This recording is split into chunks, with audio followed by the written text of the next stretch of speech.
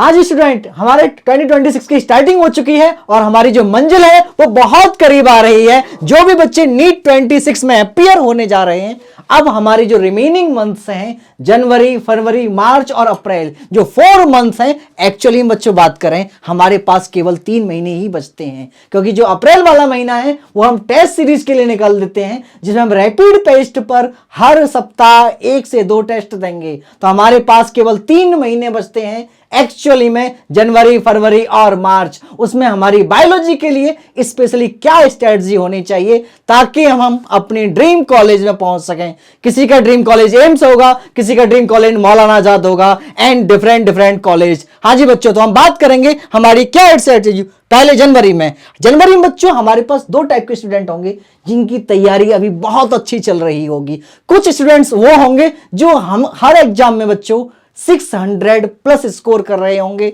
जितने भी unit test हो रहे हैं, अभी जितने भी टेस्ट सीरीज चल रही हैं, 600 प्लस स्कोर कर रहे हैं। इसका मतलब उनकी रिवीजन ठीक चल रहा है, उनका सिलेबस, उनकी तैयारी ठीक चल रही है। बच्चों इनको क्या करना है, अपने नोट्स को प्रॉपर्ली रिवाइज करते रहना है और साथ साथ क्वेश्चन प्रैक्टिस भी करनी है। अब वो बच्चे जिनके बिलो 600 मार्क्स आ रहे हैं, जिनके 400 आ रहे हैं, जिनके 500 आ रहे हैं और उससे भी नीचे आ रहे हैं, उन स्टूडेंट्स को क्या करना है, सबसे पहले कि जब हमारे मार्क्स कम आ रहे हैं, इसका मतलब हमारी स्ट्रेंथ कमजोर है, हमारे टॉपिक प्रॉपरली तैयार नहीं है, हमारे टॉपिक्स का प्रॉपर रिवीजन नहीं है। सबसे पहले उन टॉपिक को स्ट्रेंथन करना है, उन टॉपिक को, कॉन्सेप्ट को और मजबूत करना है जिनसे हमारे फ्रीक्वेंटली क्वेश्चन पूछे जा रहे हैं। सेकंड चीज कि लगातार क्वेश्चन प्रैक्टिस करनी है, क्योंकि बच्चे की पॉइंट, मूल मंत्र सक्सेस का क्वेश्चन प्रैक्टिस ही है।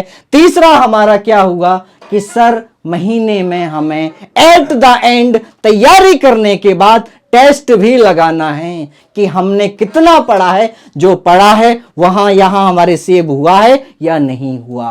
आगे बच्चों चलेंगे, ये हमारी तैयारी हुई जनवरी की। नेक्स्ट मंथ में फरवरी में हम क्या देखेंगे, फरवरी में हमारा रहेगा कि हमारा जो कंप्लीशन है, इसको हमने 3 पोर्शन में डिवाइड कर दिया कि जिन बच्चों का सिलेबस कंप्लीट नहीं हुआ है, जो अभी बिलो 600 मार्क्स ला रहे हैं, पहला हमारा ऑब्जेक्टिव कि हमारा सिलेबस कंप्लीट होना चाहिए।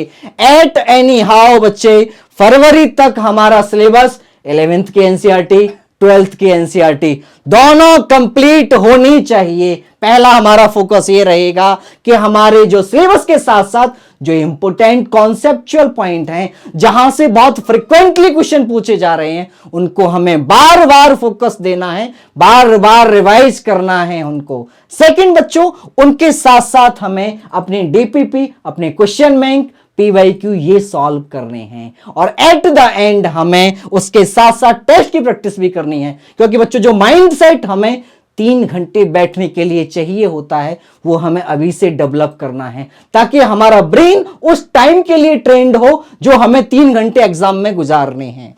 नेक्स्ट बच्चों हमारा कि जो फरवरी है उसमें हमारी स्ट्रेटजी क्या रहेगी कि जब हमने एक बार अपना सिलेबस कंप्लीट कर लिया, अब बार बार उसको बच्चों पॉलिश करना है, मतलब बार बार उसको रिवीजन करना है।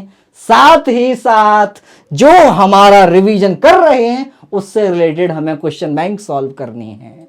तीसरी चीज, जब इतना काम हमने कर लिया, अब उससे रिलेटेड जो हमारे टेस्ट हैं उनको हमें देना है। यूजुअली बच्चों गलती क्या करते हैं कि टेस्ट दे के आके उसको पेपर को साइड में फेंक देते हैं। बच्चों जितना जरूरी टेस्ट देना है, उससे ज्यादा जरूरी टेस्ट का एनालिसिस करना है, हमारी मिस्टेक्स का कैटेगराइजेशन करना है कि हमारी जो मिस्टेक्स हुई हैं, जो 360 में से हमारे नंबर 300 आए हैं, 280 आए हैं, 260 आए हैं या 340 आए हैं, बाकी के नंबर हमारे कहां गलत हुए। क्या हमें बाकी के क्वेश्चन में क्या नॉलेज की कमी थी, ध्यान दीजिएगा। क्या हमने टॉपिक वो स्किप कर दिया था, पहली टाइप की मिस्टेक। दूसरी जो मेजॉरिटी ऑफ स्टूडेंट करते हैं कि सर पढ़ा तो था पर रिवाइज नहीं किया था, दूसरी मिस्टेक। क्या रिवीजन की कमी थी।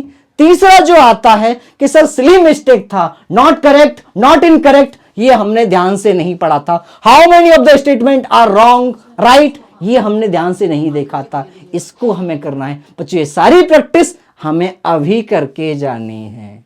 ये कब होगा? जब हम पेपर देने के बाद उसका प्रॉपर एनालिसिस करेंगे। ये बहुत जरूरी पोर्शन है जो गलती मेजॉरिटी ऑफ स्टूडेंट करते हैं कि पेपर देने के बाद उसका एवोल्यूशन नहीं करते, कैटेगराइजेशन नहीं करते। बच्चों, जब हमें यह नहीं पता होगा कि दिक्कत क्या है तो हम दवा कैसे देंगे? बात समझ में आ रही है क्या? नेक्स्ट हमारा क्या रहेगा?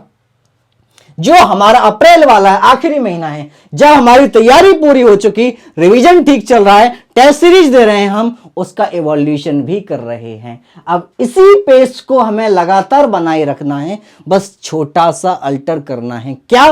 कि जो हमारे टेस्ट की पेस था उसको हमें इंक्रीज कर देना है। अब हर वीकेंड पर हम सिंगल टेस्ट देंगे और उसका इवोल्यूशन करेंगे। सपोज इस बार हमारा रिप्रोडक्शन से क्वेश्चन गलत हुआ, अगली बार हमारा टॉपिक इवोल्यूशन से गलत हुआ, जो भी चैप्टर से हमारे क्वेश्चन गलत हो रहे हैं उनको आके रिवाइज करेंगे, उनसे रिलेटेड क्वेश्चन करेंगे, फिर नेक्स्ट टेस्ट देंगे। इस तरीके से बच्चों हमें 4 महीने जो बाकी बचे हुए हैं अपने निकालने हैं और मेडिकल कॉलेज में अपनी सीट सिक्योर करनी है। थैंक यू बच्चों।